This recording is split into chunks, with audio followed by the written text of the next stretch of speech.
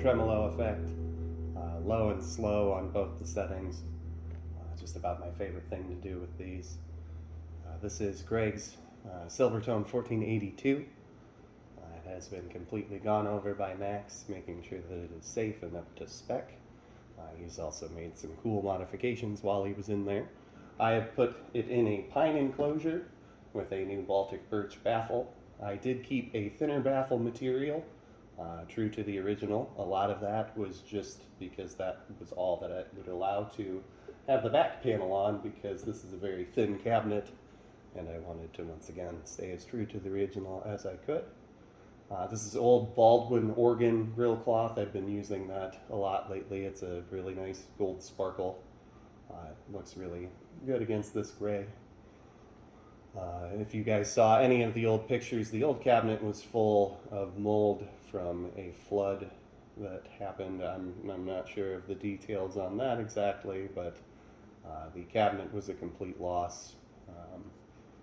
Honestly, as I know, there are some purists with these that think that that's where some of the tone is in those old particle board cabinets.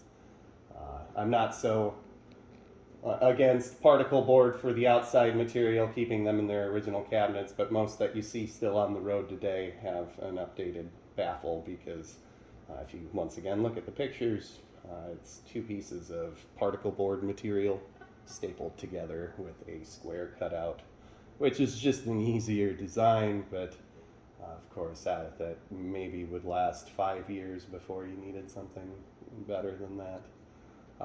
Another fun design of Silvertone is let's not put any more than 3 screws attaching this chassis to the cabinet.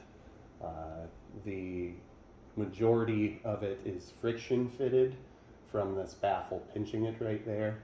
I did make a little bit beefier of a baffle to make sure that I didn't have to go back in there anytime soon, but it also has a better pinch point than the original, kind of holding that against there. I did try to do a demo yesterday, but realized that this section of the cabinet, not having anything holding it up against, was vibrating back and forth, giving it a pretty nasty buzz.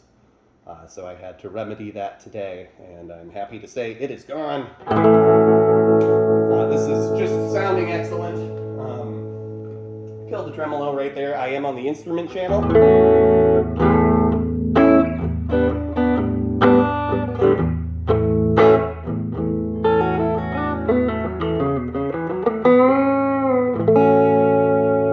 Front pickup of my Nashville Telecaster, real nice bassy. It is set a little bit more to the treble side.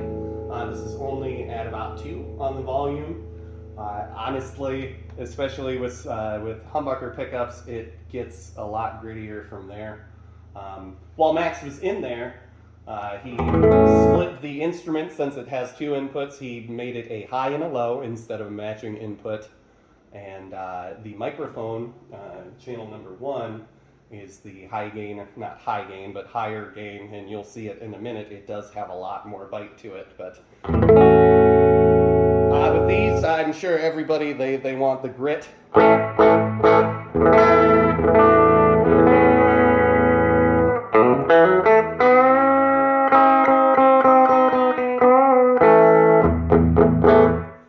Once again, I'm all about picking dynamics. I want it at that point where you just have to dig in harder to get that grit if you want.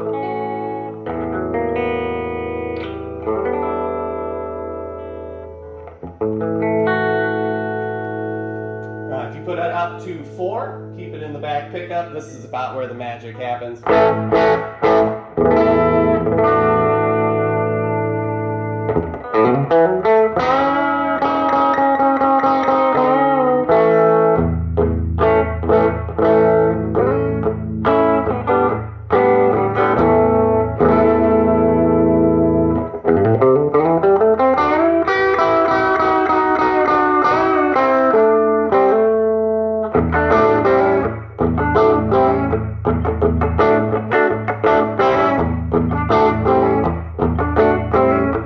Let's avoid YouTube restriction because of that little James Gang always. That that is 4 on the volume, and it's just, it's more grease the more you go up. Yeah, that didn't make sense. The more you go up. I am in the back pickup right now. You can hear it does have a little bit of single coil hum to it. It is an older house. I am not plugged into any kind of power conditioning at all, but once again, you just slap it into the noise canceling and all that goes away. Be hard pressed to find a really quiet Silvertone.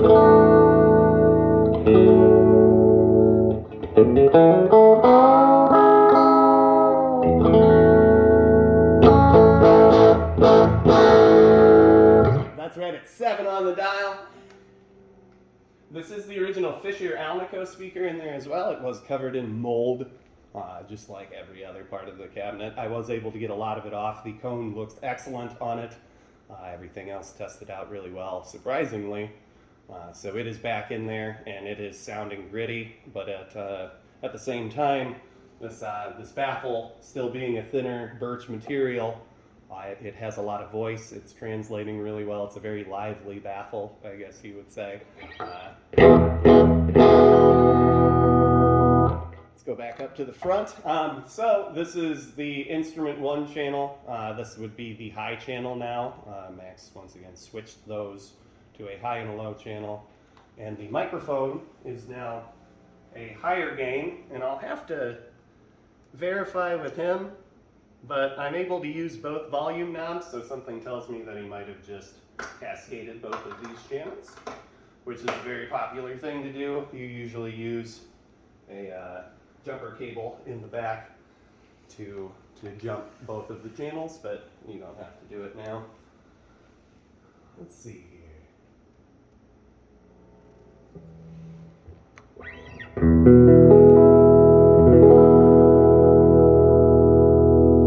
That is already a lot louder. That is on 2. I noticed a lot of the grit seems to come from that.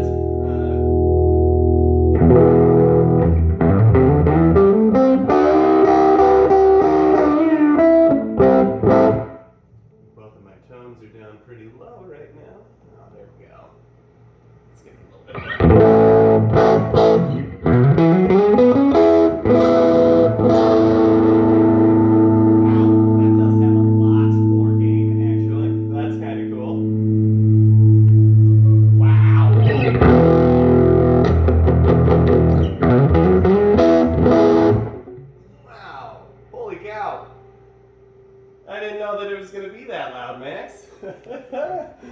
His work is always excellent, and I ask the absolute world from him, especially with the old chassis restorations. I've never asked him how much workload comes from me. I think that's kind of rude, but it is a lot that I dump on his lap with this company that I'm trying to get going. And he is very good at telling me where I'm being stupid, and that is worth its weight in gold with a company. You should always surround yourself with people that do that. Hey man, he's really good at telling me I'm an idiot. He always watches all of these videos, so I always gotta give a shout out to him. Anyway, I was having a little bit of an issue. This panel was buzzing against the frame here. Just having it float back there was not a great design choice, but I have alleviated that problem. That's not an issue anymore. This is just spitting fire out now. I don't want to put too much stress on this speaker. I want to send it to the customer in as original condition as possible, and let him play it as he wants to play it. But wonderful, wonderful bedroom amplifier, wonderful practice amplifier, and I would say you could put this up on stage very easily. You could probably play without a microphone, but I always just put one in front of it anyway. So a lot of stage presence you will have with this amplifier.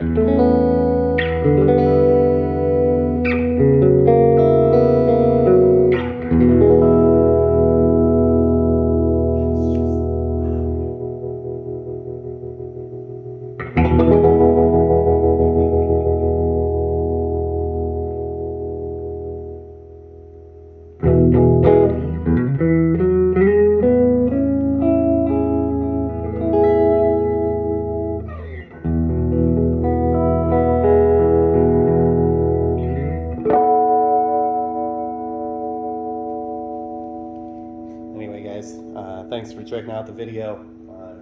At least a couple of you always do, whether you listen to me rattle on like I am right now. Anyway, I've got Fender cabinets coming for my buddy Matt, who has been more than patient with me for a Bassman trade that we did forever and a half ago. And then new cabinets are starting. I owe a couple already, but I do have free space on my roster yet. Let me know if you'd like to be added to that. I'm going to be working on home projects for the next couple of days, but you can always reach out to me and I will get back to you just as soon as I can. Have a good rest of your evening, guys, and try to get through the week.